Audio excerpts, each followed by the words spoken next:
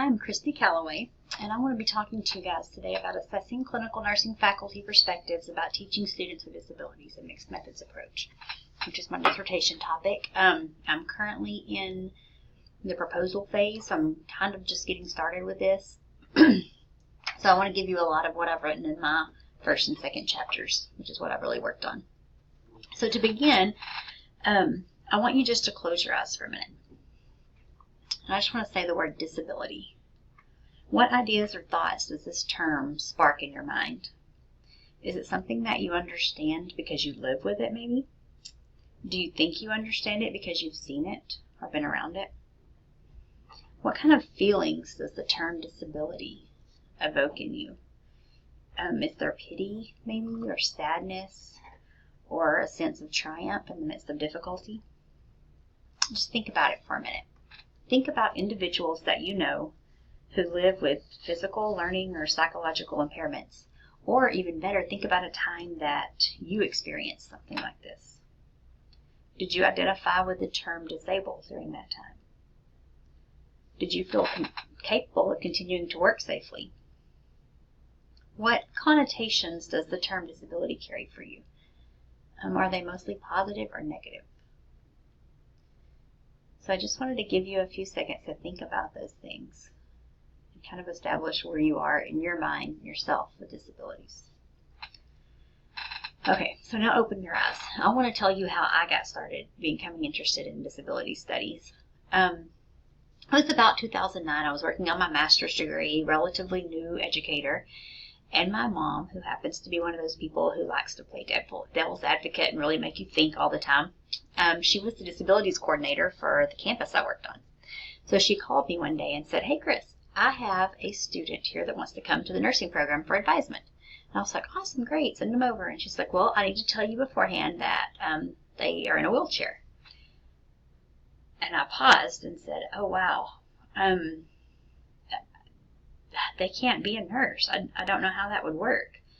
And she said, "Well, what do you mean?" And I said, "Well, just for example, for our clinicals that we do at our local hospital, 2 people can't even fit in the med room. There's no way that someone in a wheelchair is going to be able to even fit behind the nurse's station or in the med room. And how are they going to lift and turn patients? And they have to do all that stuff to be a nurse." And she said, "So you're saying that they couldn't come to nursing school because of their disability?" And I was like, "There's no way they could be successful."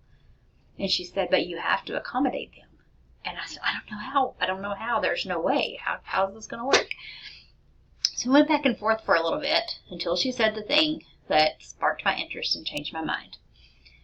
She said, "What if it was Lara?"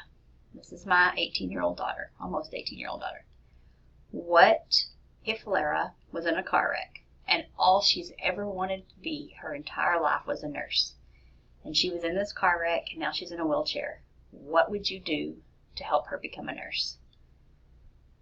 And it caught my breath. I said, I would do anything possible to make her become a nurse. Whatever it took to get her there was what she wanted to do. I know she can do it.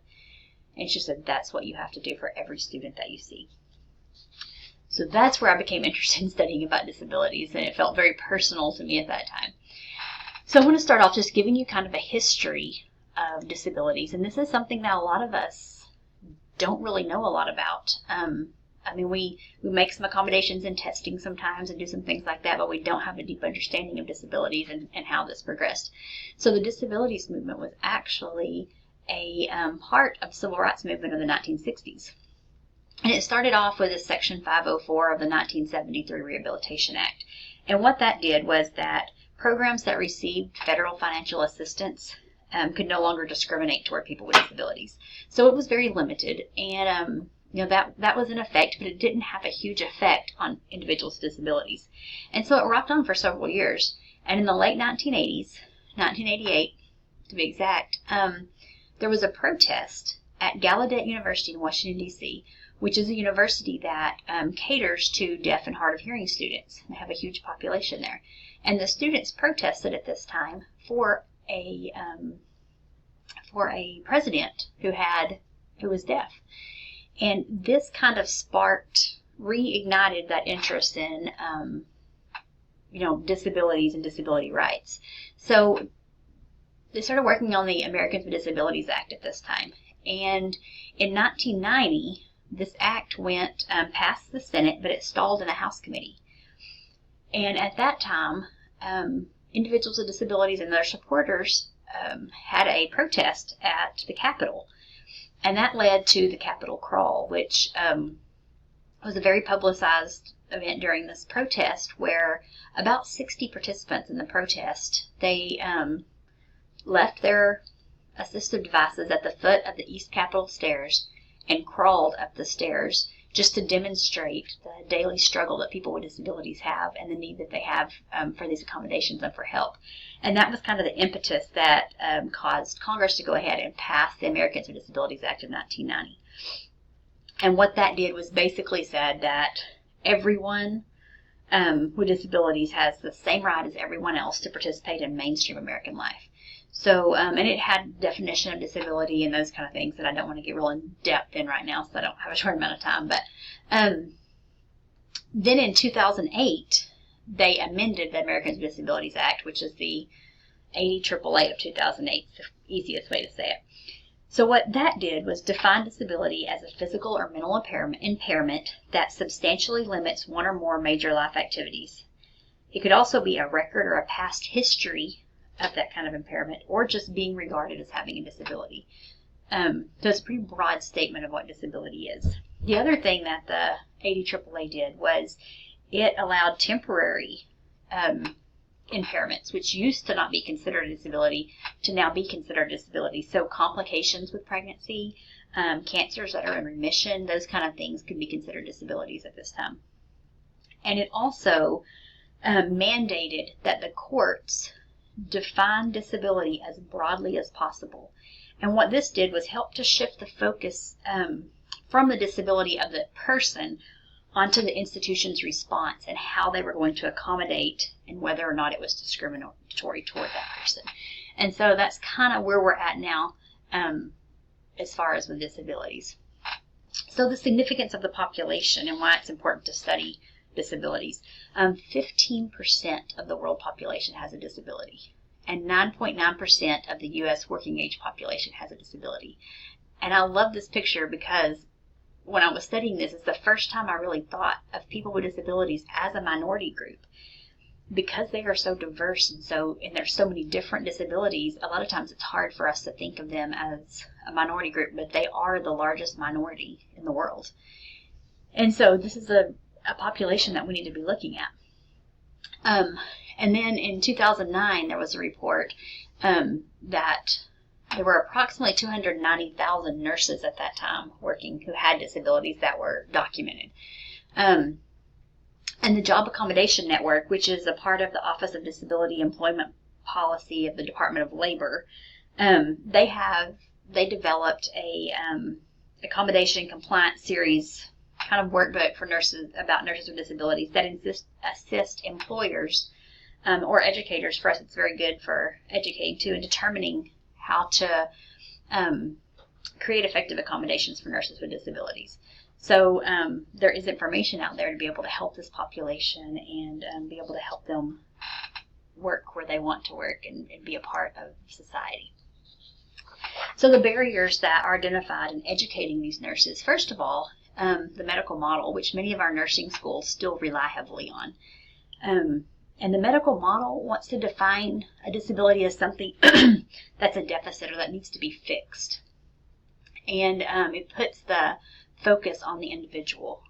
And so that's something that makes it very difficult for us to be able to accommodate, because we want to fix the person, fix what's wrong with them instead of altering the environment, which we'll talk about in a minute. There's also a misconception that educators are responsible for employability. And I know this is a little bit touchy because we do have to report employment rates for accreditation and for reporting and funding for the university. We have to say that our graduates are employable, but it is not our job. Our job is to educate individuals with disabilities. once they are, kind of out of our fold, then it's their responsibility to find a job that works with their disability and something that they can do. But our job is to educate them and give them the best education we possibly can. Another issue is our focus on acute care in many schools of nursing. So I know all of you know about the Educating Nurses, a Call for Radical Transformation. One of the recommendations in that book was that we kind of expand our focus, because over half of our nurses work outside of acute care. And so our focus in schools of nursing are mostly very acute care focused. And so because so many people work outside of acute care, diversifying our clinical experiences not only gives the nursing students a better idea of where they may go in the future, it also provides more opportunity for students with disabilities who may not be able to handle that intensive acute care environment. And then lastly, just the perception that students are unqualified for admission or unsafe in practice or clinical placement. We have the essential job functions, and that was developed by the ADA. What that was developed for was to allow us to see where accommodations could be made. But how it's been misconstrued in many schools is that if you can't do these things, you're not qualified for admission. And that is not at all the intent of that document when it was developed. And so we tend to sometimes not admit students, who have, especially with physical disabilities, or we just perceive because a student has some kind of disability that they're not going to be safe in practice. And that has not been proven to be true in the studies that have been done, that they are no less safe than students without disabilities. Every first-time student in the hospital is scary. If you guys have ever been in clinical, they're a little, you have to kind of watch them, and it's the same with students with disabilities. So I want to show you, I think this cartoon really sums up the medical model versus the social model of disability. And these are the two primary models that have kind of fought in disability studies.